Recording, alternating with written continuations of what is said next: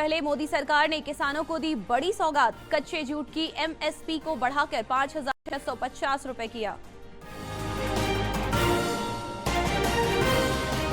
बेटी बचाओ बेटी पढ़ाओ अभियान के 10 वर्ष पूरे होने पर पीएम मोदी ने सोशल मीडिया एक्स पर लिखा, इस पहल से देश में लैंगिक भेदभाव हुआ दूर। महिला विकास मंत्री अन्नपूर्णा देवी ने कहा, बेटी बचाओ बेटी पढ़ाओ अभियान देश की बेटियों के लिए ऐतिहासिक कार्यक्रम है।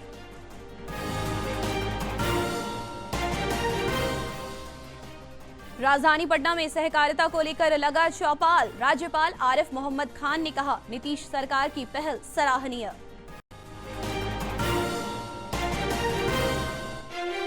और मुख्यमंत्री नीतीश कुमार की प्रगति यात्रा पहुंची अररिया। 304 करोड़ 65 लाख रुपए की विकास योजनाओं की दी सौगात।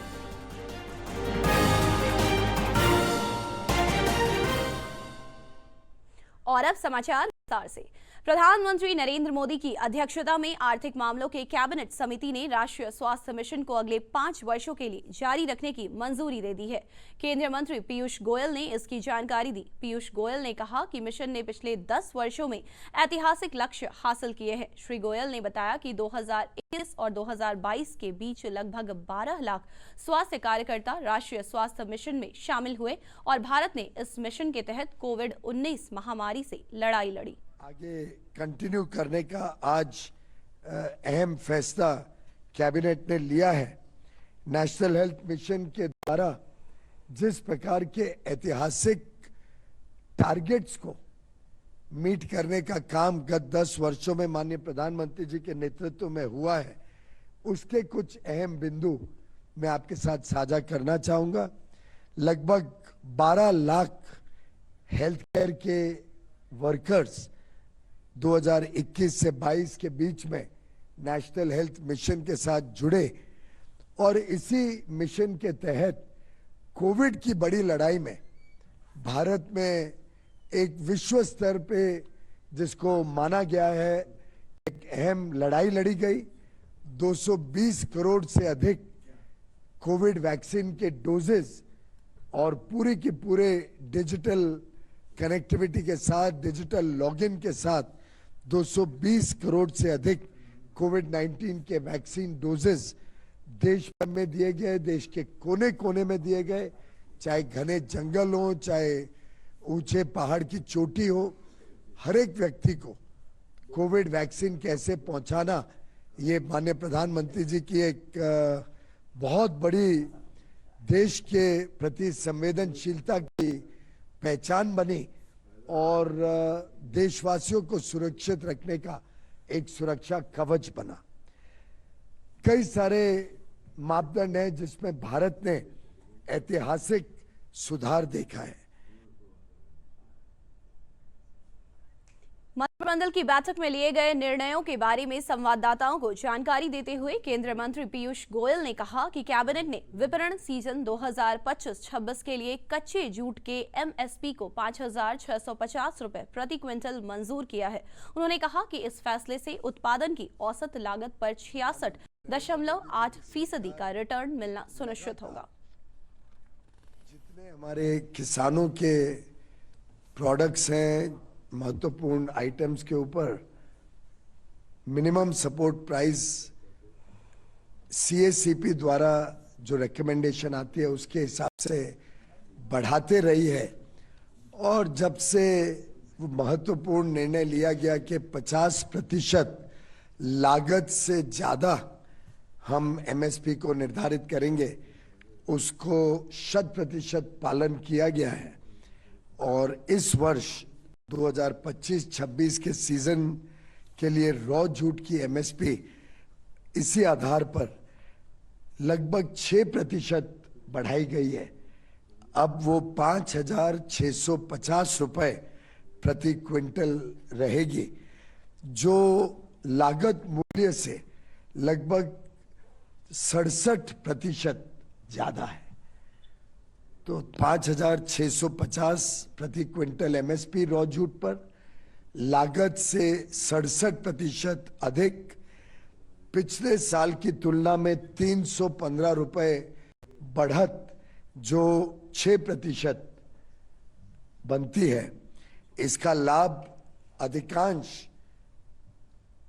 पश्चिम बंगाल के हमारे किसान, वहाँ की हमारी जूट मिल में काम करने वाले कामगार और एक प्रकार से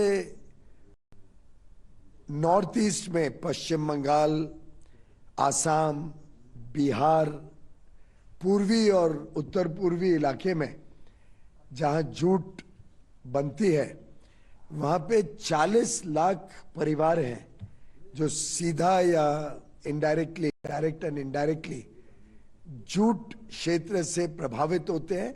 उनका लाइवलीहुड जूट के साथ जुड़ा रहता है। उन सभी के लिए ये बहुत अहम और लाभदायक निर्णय रहेगा। बेटी बचाओ बेटी पढ़ाओ अभियान के 10 साल पूरे होने पर प्रधानमंत्री नरेंद्र मोदी ने आज कहा कि इस पहल ने देश में लैंगिक भेदभाव दूर करने में महत्वपूर्ण भूमिका निभाई है। साथ ही इसे सुनिश्चित करने के लिए सही माहौल तैयार किया है कि बालिकाओं को शिक्षा और अपने सपनों को पूरा करने का अवसर मिल सके। पीएम मोदी ने अपने सोशल मीडिया एक्स पर लिखे पोस्ट में कहा है कि लोगों और विभिन्न सामुदायिक सेवा संगठनों के समर्पित प्रयासों की बदौलत बेटी बचाओ बेटी पढ़ाओ ने उल्लेखनीय उपलब्धियां हासिल की हैं। बेटी बचाओ बेटी पढ़ाओ अभियान की 10वीं वर्षगांठ पर महिला विकास मंत्रालय की तरफ से नई दिल्ली में एक कार्यक्रम का आयोजन किया गया। इस अवसर पर महिला विकास मंत्री अन्नपूर्णा देवी ने कहा कि बेटियों के विकास के लिए यह कार्यक्रम ऐतिहासिक साबित हुआ है। यह अभियान देश में लैंगिक भेदभाव को समाप्त करने में सहायक रहा है। कि अपार ऊर्जा शक्ति को स्वीकार करती है और मानती है 2047 तक विकसित राष्ट्र बनने की दिशा में भारत की प्रगति के लिए महिलाओं की सक्रिय भागीदारी अत्यंत महत्वपूर्ण है।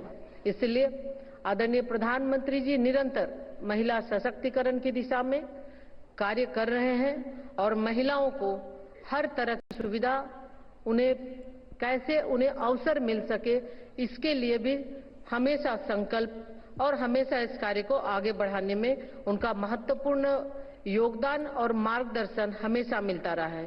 साथियों, इसका उद्देश्य ये सुनिश्चित करना है कि महिलाएं हिंसा से मुक्त वातावरण में सम्मान के साथ रहे, जहां उन्हें विकास और तरक्की के भरपूर अवसर मिले।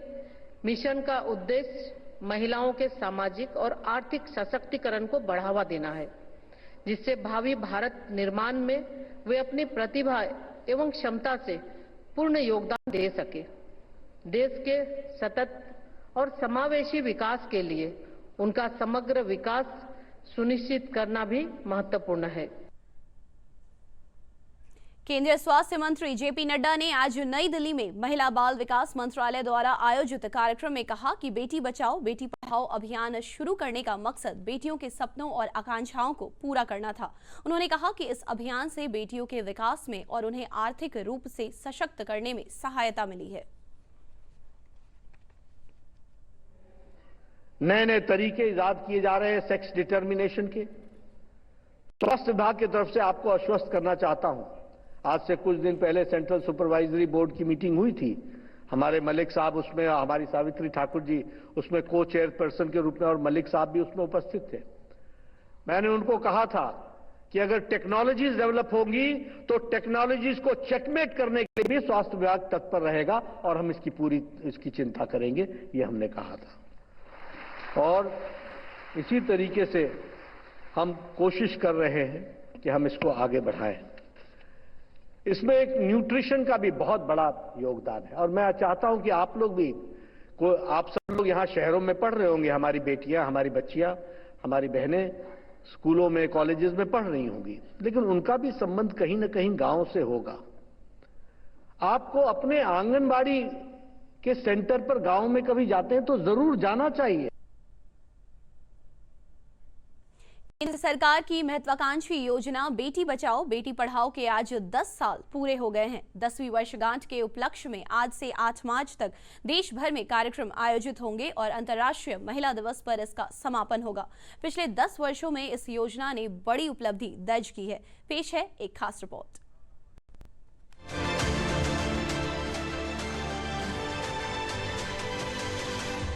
22 जनवरी 2015 को प्रधानमंत्री नरेंद्र मोदी ने हरियाणा के पानीपत में 100 करोड़ की फंडिंग के साथ बेटी बचाओ बेटी पढ़ाओ योजना की शुरुआत की। बेटी कहीं पर भी जाए वो हमेशा आपका गौरव बढ़े, उसी प्रकार का काम करती है। इस योजना के तहत मुख्य रूप से लड़के एवं लड़कियों के लिंगानुपात में ध्यान केंद्रित किया गया है ताकि महिलाओं के साथ हो रहे भेदभाव और सेक्स डिटर्मिनेशन टेस्ट को रोका जा सके। इस योजना का उद्देश्य बेटियों के अस्तित्व को बचाना एवं उनकी सुरक्षा को सुनिश्चित करना है। बहुत बदलाव आए हैं। अगर हम देखें तो निश्चित रूप से दोनों ही जो सेक्स रेशियो अगर हम देखें तो उसमें भी, और एक सामाजिक सोच जो होती है तो उसमें बदलाव आया और अब बेटियों को भी बराबरी का अवसर मिलने लगा है। समाज के अंदर बेटियों को भी लोग अच्छी शिक्षा के साथ साथ अन्य क्षेत्रों में भी उन्हें अवसर उनको मिलने लगा। इस योजना को बनाते समय मुख्य उद्देश्यों को ध्यान में रखा गया। बाल लिंगानुपात में सुधार, लैंगिक समानता और महिला सशक्तिकरण सुनिश्चित करना, लिंग पक्षपाती लिंग चयनात्मक उन्मूलन को रोकना, बालिकाओं के अधिकारों की रक्षा करना, बालिकाओं का अस्तित्व और संरक्षण सुनिश्चित करना। इस योजना के विस्तार को 4 चरणों में विभाजित किया गया है। पिछले 10 सालों में इस योजना ने कई उपलब्धियां हासिल की हैं। बेटी बचाओ बेटी पढ़ाओ योजना की मुख्य उपलब्धियां भी हैं। राष्ट्रीय स्तर पर SRB में सुधार 918 से बढ़कर 930 हो गया है। वहीं माध्यमिक शिक्षा में लड़कियों का सकल नामांकन अनुपात 75.51 से बढ़कर 78% हो गया है। संस्थागत प्रसवों का प्रतिशत 61% से बढ़कर 97.3% हो गया है। त्रैमासिक प्रसव पूर्व देखभाल पंजीकरण की बात करें तो 61% से बढ़कर 80.5% से अधिक हो गया है। केंद्र सरकार की इस योजना से महिलाओं में आत्मविश्वास जागा है। प्रधानमंत्री नरेंद्र मोदी के बेटी बचाओ बेटी पढ़ाओ योजना का असर पूरे देश में देखने को मिल रहा है। हालांकि इसका बेहतरीन उदाहरण बिहार में भी है। परंपरागत शिक्षा के अभाव में पली बढ़ी एक शिक्षिका अब पूरे समाज के लोगों को शिक्षित कर रही है। सोना मुसहर का खास फोकस लड़कियों को पढ़ाने पर है। पेश है एक रिपोर्ट। का संकल्प प्रधानमंत्री नरेंद्र मोदी ने आज से 10 साल पहले लिया था। इसी से प्रेरित होकर बिहार के भोजपुर जिले की रहने वाली सोना मुसहर समाज में शिक्षा का अलख जगा रही हैं। सोना ने बड़े अभाव में लिखना पढ़ना सीखा। हालांकि वो कभी स्कूल नहीं गईं, मगर कुछ लोगों की मदद से उन्होंने खुद को साक्षर किया। अब वो न सिर्फ दूसरों को साक्षर बना रही हैं, बल्कि बच्चों और उनके माता पिता को स्कूल में दाखिले के लिए मानसिक रूप से तैयार भी कर रही हैं।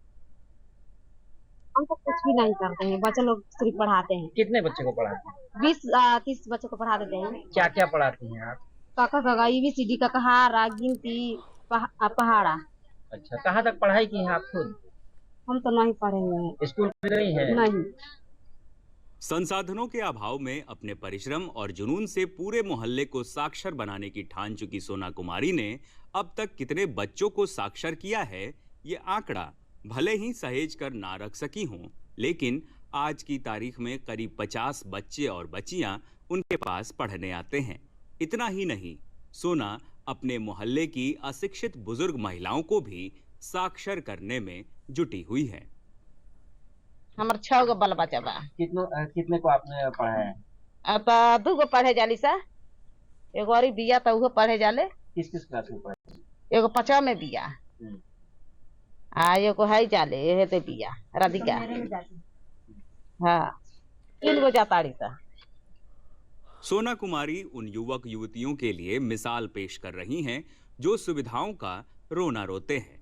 सोना के दिनचर्या की शुरुआत घर के कामकाज से होती है, फिर आस पड़ोस के बच्चों को स्कूल आने का न्योता देती हैं।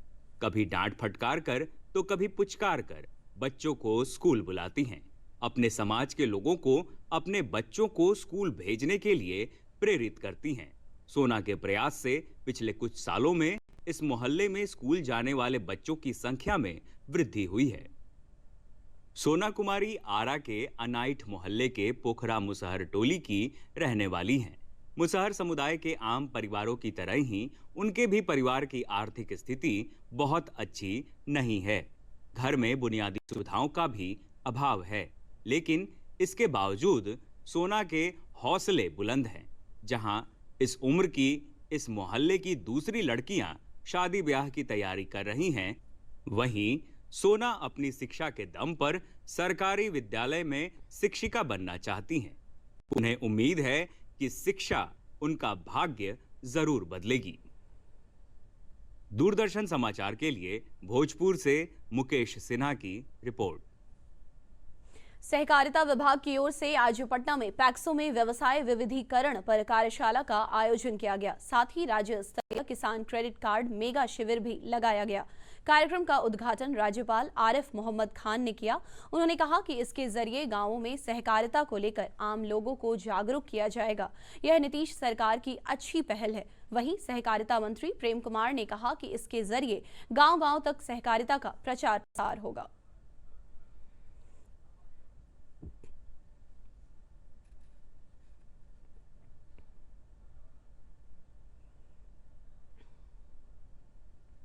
इसके लिए एक बार फिर इसकी सफलता के लिए साधुवाद देता हूं और आपको बधाई देता हूं। के द्वारा सहकारिता को गांव-गांव तक घर घर तक पहुंचाने के लिए एक प्रयास किया गया है। इसके माध्यम से आज हम सबों ने सहकारिता विभाग में हो रहे कार्यों को लेकर के और सहकारी चौपाल सभी पंचायतों में लगाए जाएंगे। राज्य के 8,463 हमारे पंचायत और माननीय प्रधानमंत्री नरेंद्र भाई मोदी जी के द्वारा, माननीय सहकारिता मंत्री अमित शाह जी के द्वारा अंतर्राष्ट्रीय सहकारिता बनाने का निर्णय लिया गया है। साथ ही साथ बिहार के माननीय मुख्यमंत्री जी के द्वारा कृषि रोड मैप के माध्यम से सहकारिता को बढ़ावा देने का काम किया जा रहा है। मुख्यमंत्री नीतीश कुमार की प्रगति यात्रा आज अररिया पहुंची। मुख्यमंत्री ने अररिया को 304 करोड़ 65 लाख की सौगात दी। इस दौरान मुख्यमंत्री ने यहां 448 योजनाओं का शिलान्यास और लोकार्पण किया। मुख्यमंत्री ने जल जीवन हरियाली योजना के तहत बलुआ तालाब का निरीक्षण किया। अररिया जिले में चल रहे विकास कार्यों से संबंधित स्टॉलों का अवलोकन भी किया। सीएम ने यहां क्लासरूम के साथ ही रोबोटिक लैब का निरीक्षण किया।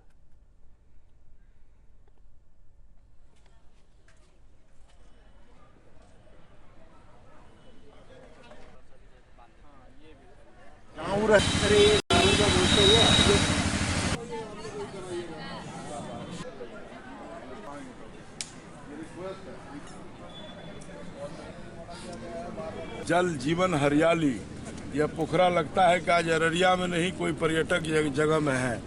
इसलिए मुख्यमंत्री जी के आने से प्रगति दिखता है, चाहे वह सड़कों का हो, चाहे वो स्कूल भवन का हो, चाहे वो रोड पुल पुलिया का हो, चारों तरफ विकास नजर आ रहा है।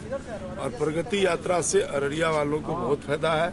कई नई योजनाएं जो सौगात अररिया को मिलने वाला है, स्वयं मुख्यमंत्री जी अभी बैठक करेंगे और फिर वहाँ वो घोषणा करेंगे। और अररिया वासियों के लिए आज एक बहुत ही सुनहरा मौका है और बहुत ही ऐतिहासिक दिन है, क्योंकि इसमें जो बहुत बड़ा जो है सौगात अररिया को मिलने जा रहा है और इस सौगात से अररिया का काफी। मुख्यमंत्री नीतीश कुमार की प्रगति यात्रा 23 जनवरी को सहरसा पहुंचेगी। सीएम के आगमन को लेकर प्रशासन पूरी तरह से अलर्ट है। प्रगति यात्रा के दौरान मुख्यमंत्री 70 कटैया प्रखंड के मेनहा गांव आएंगे। यहां सीएम करोड़ों रुपए की विकास परियोजनाओं का शिलान्यास और उद्घाटन करेंगे। मुख्यमंत्री यहां पर पिछड़े वर्ग की बच्चियों के लिए नवनिर्मित विद्यालय सह छात्रावास का उद्घाटन करेंगे। वहीं विष्णुपुर मध्य विद्यालय के खेल मैदान का उद्घाटन करेंगे। सीएम के दौरे के संबंध में मद्य निषेध मंत्री रत्नेश सदा ने जानकारी दी।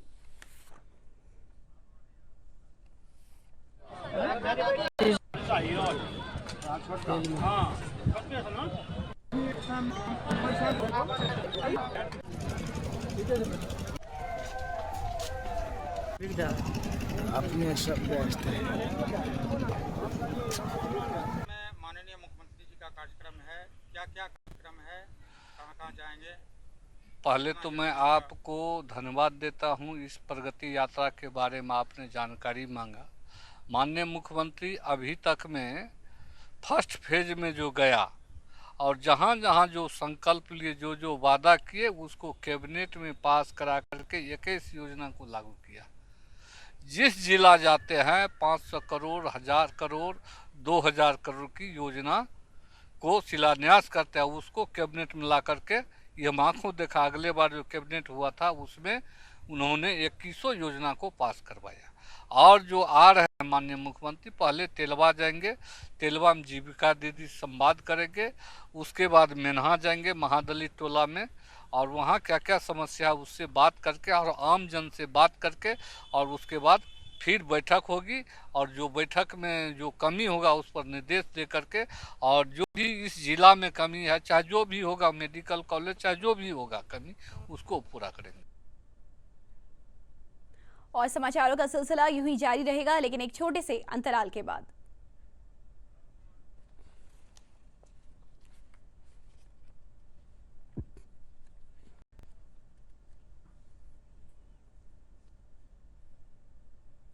नमस्ते भारत, मैं हूं आपकी बेटी। Thank you.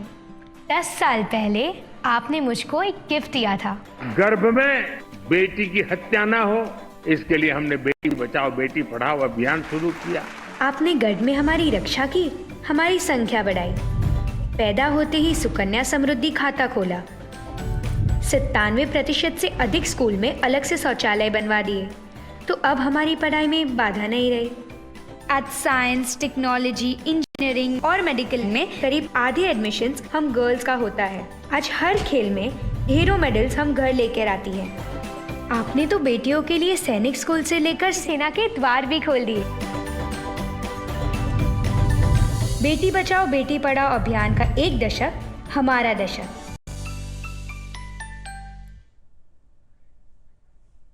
समाचारों में आपका फिर से स्वागत है। बढ़ते हैं आगे। पटना में दानापुर स्थित आरपीएस मोड़ पर प्रसिद्ध हरिलाल मिष्ठान भंडार और उसके अन्य ठिकानों पर आयकर विभाग की टीम ने आज छापेमारी की है। इस कार्रवाई में कर चोरी से जुड़े मामलों की जांच की जा रही है। इसके साथ ही real estate company Anshul homes के ठिकानों पर भी आयकर विभाग ने शिकंजा कसा है।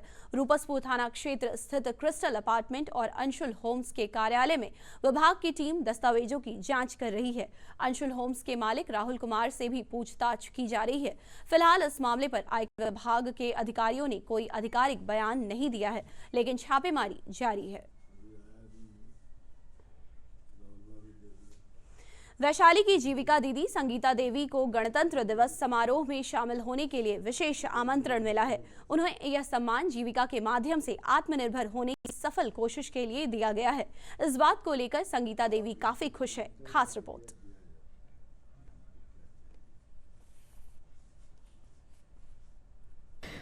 सरकार ग्रामीण महिलाओं के जीवन की दशा और दिशा बदलने के लिए लगातार काम कर रही है।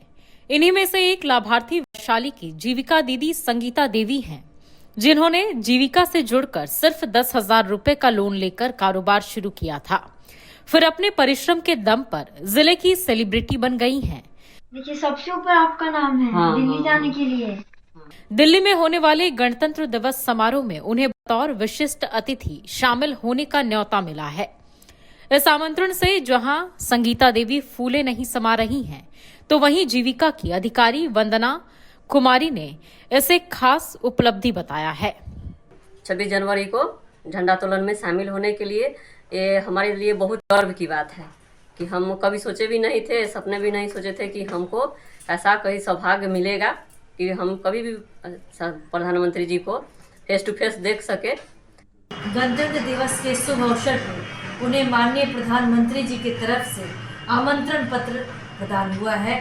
झंडोत्तोलन के अवसर पर आपको बता दूं कि हमारी संगीता दीदी एक कृषि उद्यमी है, बहुत ही बेहतरीन कृषि उद्यमी है, जो कि 250 से 300 कृषक दीदियों के साथ काम करती हैं और वो आज लखपति दीदी की श्रेणी में है। संगीता देवी की इस उपलब्धि पर परिवार ही नहीं बल्कि आसपास के गांव की दूसरी महिलाएं भी काफी उत्साहित हैं। इन महिलाओं को गर्व का अनुभव हो रहा है कि मेरी मम्मी को दिल्ली से निमंत्रण आया है। श्री प्रधानमंत्री जी खुद बोले हैं उनको, मतलब कि उनकी तरफ से निमंत्रण आया है मम्मी को दिल्ली जाने के लिए। बहुत ही सौभाग्य की बात है मेरी मम्मी के लिए। जी, ये हमारी पड़ोस के जो संगीता कुमारी है, उन्हें प्रधानमंत्री नरेंद्र मोदी ने 26 जनवरी पे बुलाए हैं, हम लोग के लिए गर्व की बात है। गणतंत्र दिवस के खास मौके पर दिल्ली के कर्तव्य पथ पर महामहिम राष्ट्रपति को तिरंगा लहराते हुए देखना, साथ ही जवानों के कर्तव्य और परेड का आनंद लेने का मौका मिलना साधारण बात नहीं है। संगीता ने न सिर्फ जिले बल्कि प्रदेश की महिलाओं के लिए भी मिसाल पेश की है। दूरदर्शन समाचार के लिए वैशाली से रतन कुमार की रिपोर्ट। अगर गणित का विषय आपको भी कठिन लगता है और आप मैथ्स के फॉर्मूले को याद करने से पीछा छुड़ाना चाहते हैं तो आपको एक बार जमुई जिले की गणित शिक्षिका शोभा सिंह से गणित पढ़ना चाहिए।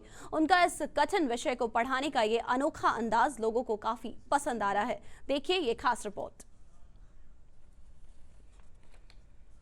गणित के फॉर्मूले आपको उलझाते हैं। अगर आपको भी गणित कठिन विषय लगता है तो आपको जमुई जिले की गणित शिक्षिका शोभा सिंह जैसी शिक्षक की जरूरत है। उनका गणित पढ़ाने का अंदाज इतना अनोखा है कि लोगों के बीच चर्चा का विषय बना हुआ है। वो कागज के टुकड़े या घरेलू चीजों का प्रयोग कर इनोवेटिव तरीके से अपने विषय को पढ़ाती हैं। जमुई के बरहट प्रखंड के कृत्यानंद उत्क्रमिक उच्च विद्यालय की शिक्षिका शोभा सिंह बच्चों को खेल खेल में प्रयोग के माध्यम से गणित के मैथमेटिकल टर्म्स समझाती हैं। इस कारण छात्रों को गणित विषय आसान लगता है। बता दें कि शोभा सिंह घरेलू उपकरणों का इस्तेमाल करके विज्ञान की पढ़ाई को काफी रोचक बना रही हैं। शोभा का कहना है कि आसान भाषा और प्रयोग कर छात्रों को समझाया जाए तो कठिन से कठिन विषय को बच्चे मजे से पढ़ते हैं। सीबीएसई और बिहार बोर्ड दोनों का एक ही सिलेबस है। बच्चों को प्रैक्टिकल ज्यादा समझ आता है, इसलिए अलग अलग इनोवेटिव आइडियाज से पढ़ाया जाता है। बच्चे मैथ के जो भी चीजें हैं बहुत आसानी से समझ पाते हैं। जब परिमाप या क्षेत्रफल का हो या फिर दूरी और ऊंचाई का हो, ये सब चीज़ें बच्चों को बहुत आसानी से समझ में आती है। कैलकुलेशन बहुत इजी से कर पाते हैं बच्चे। तो ये सब छोटी छोटी ट्रिक्स होती हैं जिनके माध्यम से लोग पढ़ाने के अनोखे तरीके के कारण राज्य सरकार के द्वारा सम्मानित भी किया जा चुका है। शिक्षिका के मार्गदर्शन में बच्चे कई प्रोजेक्ट पर काम कर रहे हैं। शिक्षिका के रचनात्मक कार्य के लिए उन्हें इनोवेशनल रिकॉग्निशन अवार्ड से सम्मानित किया गया है। प्रदेश का मौसम लगातार बदल रहा है। राजधानी पटना स्थित मौसम विज्ञान केंद्र ने कई जिलों में घने कोहरे को लेकर येलो अलर्ट जारी किया है। पेश है खास रिपोर्ट। करना पड़ा है। दिन की शुरुआत कोहरे से होती है, लेकिन फिर दोपहर तक धूप हो जाती है। हालांकि शाम होते ही ठंड बढ़ जाती है, जिससे कई लोगों को परेशानी हो रही है। खासकर मौसम का ये मिजाज बच्चों और बुजुर्गों के लिए चुनौतीपूर्ण है। सर्द पछुआ हवा ठिठुरन बढ़ा रही है। बढ़ते ठंड को देखते हुए राजधानी पटना समेत कुछ जिलों में 8वीं कक्षा तक के स्कूलों में 23 जनवरी तक शैक्षणिक गतिविधि। और अंत में मुख्य समाचार एक बार फिर। प्रधानमंत्री नरेंद्र मोदी की अध्यक्षता में आर्थिक मामलों के कैबिनेट समिति ने राष्ट्रीय स्वास्थ्य मिशन को अगले 5 सालों के लिए जारी रखने की दी मंजूरी। केंद्रीय बजट से पहले मोदी सरकार ने किसानों को दी बड़ी सौगात। कच्चे जूट की एमएसपी को बढ़ाकर 5,650 रुपए किया। बेटी बचाओ बेटी पढ़ाओ अभियान के 10 वर्ष पूरे होने पर पीएम मोदी ने सोशल मीडिया एक्स पर लिखा, इस पहल से देश में लैंगिक भेदभाव हुआ दूर। महिला विकास मंत्री अन्नपूर्णा देवी ने कहा, बेटी बचाओ बेटी पढ़ाओ अभियान देश की बेटियों के लिए ऐतिहासिक कार्यक्रम है।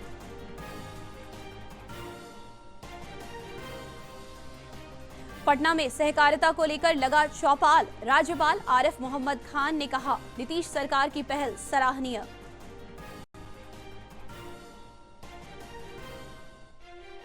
और मुख्यमंत्री नीतीश कुमार की प्रगति यात्रा पहुंची अररिया। 304 करोड़ 65 लाख रुपए की विकास योजनाओं की दी सौगात।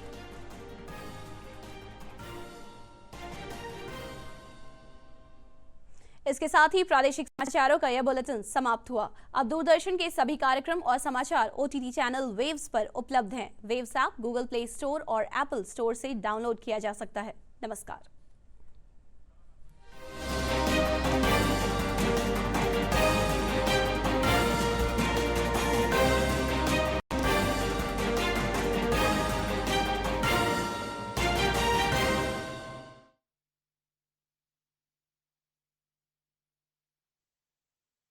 नमस्ते भारत, मैं हूं आपकी बेटी। Thank you. 10 साल पहले आपने मुझको एक गिफ्ट दिया था। गर्भ में बेटी की हत्या ना हो, इसके लिए हमने बेटी बचाओ बेटी पढ़ाओ अभियान शुरू किया। आपने गर्भ में हमारी रक्षा की, हमारी संख्या बढ़ाई। पैदा होते ही सुकन्या समृद्धि खाता खोला। 97% से अधिक स्कूल में अलग से शौचालय बनवा दिए। तो अब हमारी पढ़ाई में बाधा नहीं रही। आज साइंस, टेक्नोलॉजी, इंजीनियरिंग और मेडिकल में करीब आधे एडमिशन्स हम गर्ल्स का होता है। आज हर खेल में ढेरों मेडल्स हम घर लेकर आती हैं। आपने तो बेटियों के लिए सैनिक स्कूल से लेकर सेना के द्वार भी खोल दिए। बेटी बचाओ बेटी पढ़ाओ अभियान का एक दशक हमारा दशक।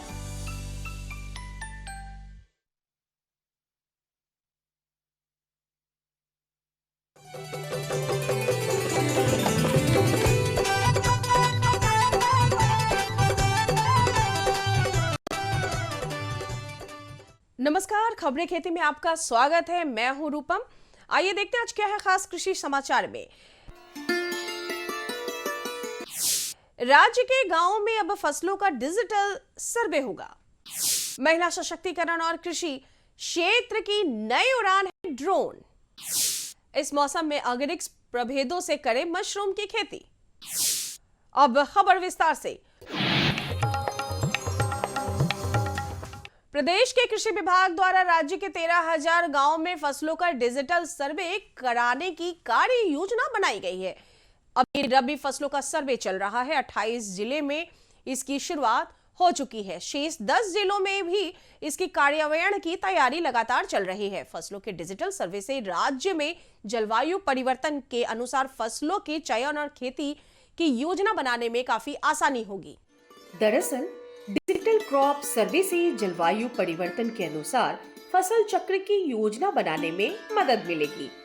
जिलेवार बीज, खाद आवंटन और फसल के चयन में भी यह योजना काफी कारगर साबित होगी।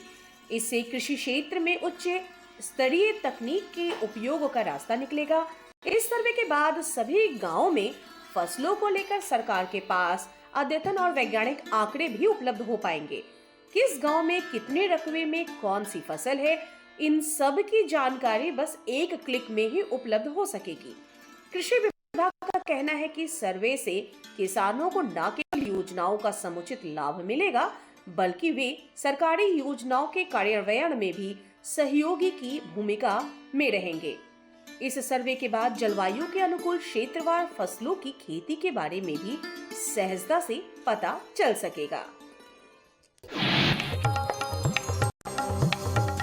किसान भाइयों, प्रदेश सरकार ने रबी मौसम 2024-25 के लिए राज्य फसल सहायता योजना को मंजूरी दे दी है।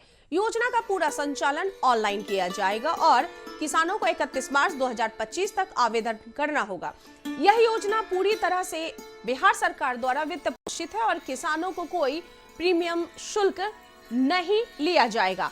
गेहूं, मकई, ईख, चना, अरहर, राई, सरसों, मसूर, आलू, प्याज, गोभी, बैगन, टमाटर और मिर्च जैसी फसलें इसमें शामिल की गई है। योजना को देश प्राकृतिक आपदाओं और अन्य विपरीत परिस्थितियों के कारण फसल को हुई नुकसान पर किसानों को आर्थिक सहायता प्रदान करना है। विशेष सूचना किसान भाइयों, प्रदेश के विभिन्न जिलों खासकर गंगा और अन्य नदियों से सटे जिलों में घोड़ा परास यानी नील गाय और जंगली सुअर फसलों को नुकसान पहुंचा रहे हैं। इन जानवरों से अपने फसलों की रक्षा करने के लिए प्रभावित किसान संबंधित ग्राम पंचायत वेबसाइट gp.bihar.gov.in पर ऑनलाइन आवेदन कर मदद ले सकते हैं। स्मार्ट कृषि को बढ़ावा देने के लिए केंद्र सरकार नई तकनीकों एवं उपकरणों के उपयोग को काफी प्रोत्साहित